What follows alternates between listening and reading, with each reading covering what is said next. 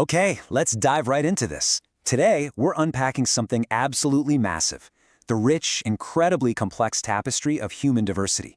We're going to journey all the way from the beautiful uniqueness of a single person straight up to understanding how a billion-person nation manages to stay together and actually thrive.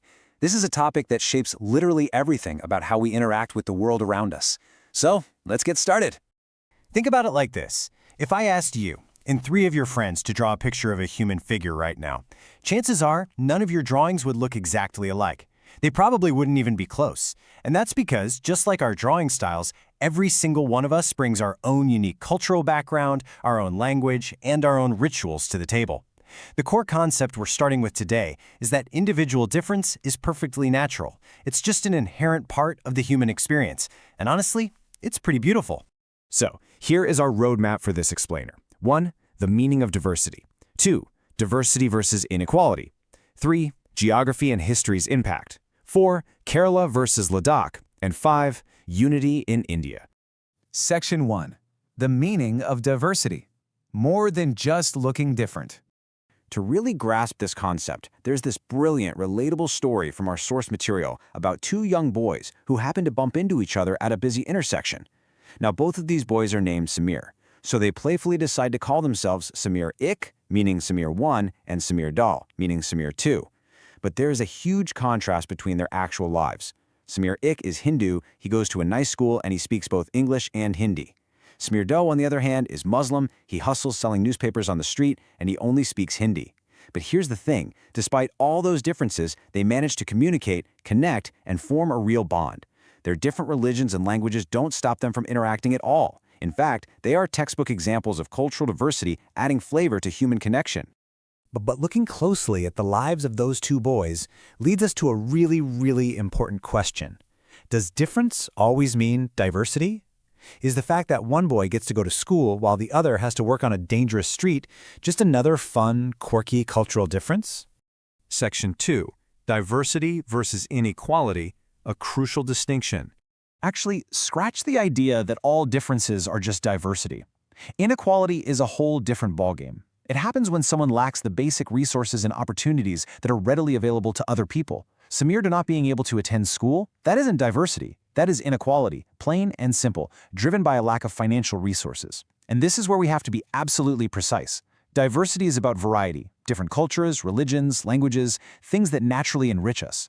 Inequality is about unfairness, deprivation, and systemic barriers. Confusing those two is actually super dangerous, because if we accept inequality as just another form of diversity, we might stop trying to fix it. It's a really vital distinction to keep in mind as we look at societies around the globe. Section 3.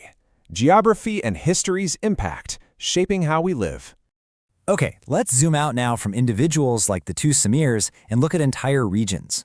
When you look at how different regions become diverse, it almost entirely boils down to two things: geography and history. First, your environment dictates your basic survival. The terrain you live on, whether that's freezing mountains or a hot, humid coast, completely dictates what crops you can grow, what's on your dinner plate, and what you wear just to stay comfortable. Second, you have history. For centuries, traveling traders moving across the globe brought entirely new things with them.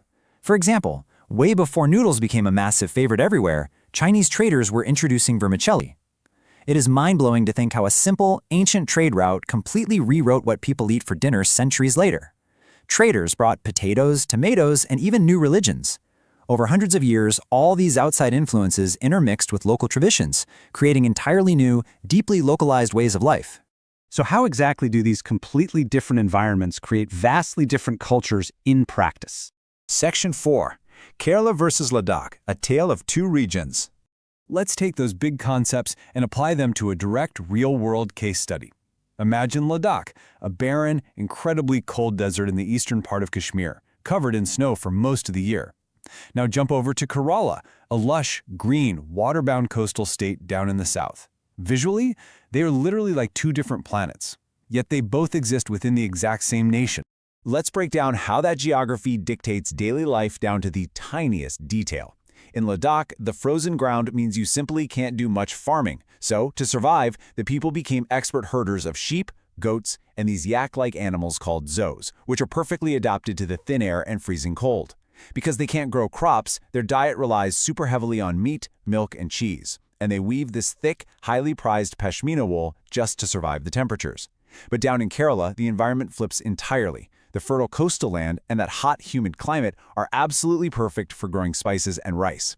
People there fish using massive nets, eat a diet packed with vegetables and seafood, and wear light cotton clothes like the vesti to let their skin breathe in that intense humidity.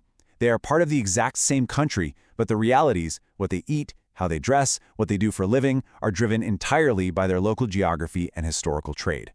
Which naturally brings up a massive overarching question. How on earth does a country with such extreme regional, religious, climatic, and linguistic differences actually manage to stay together as one entity? Section 5, Unity in India. Many in the One. Well, the foundation of this modern national identity was actually forged in fire.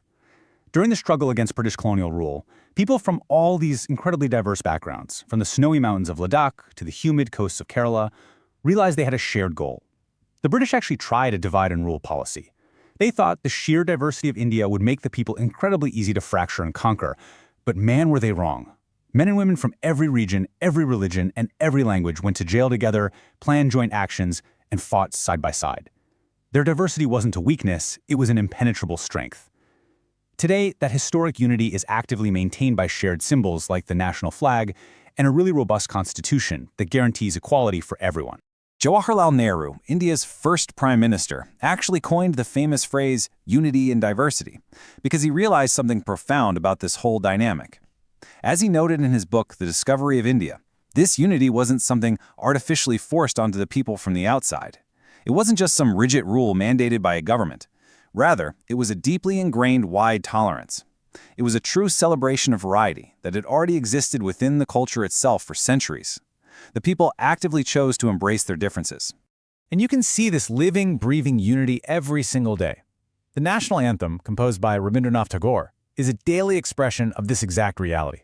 It literally sings the praises of the distinct diverse regions, the Punjab, Sindh, Gujarat, Maratha, Dravida, Odisha, and Bengal, all coming together under one shared destiny.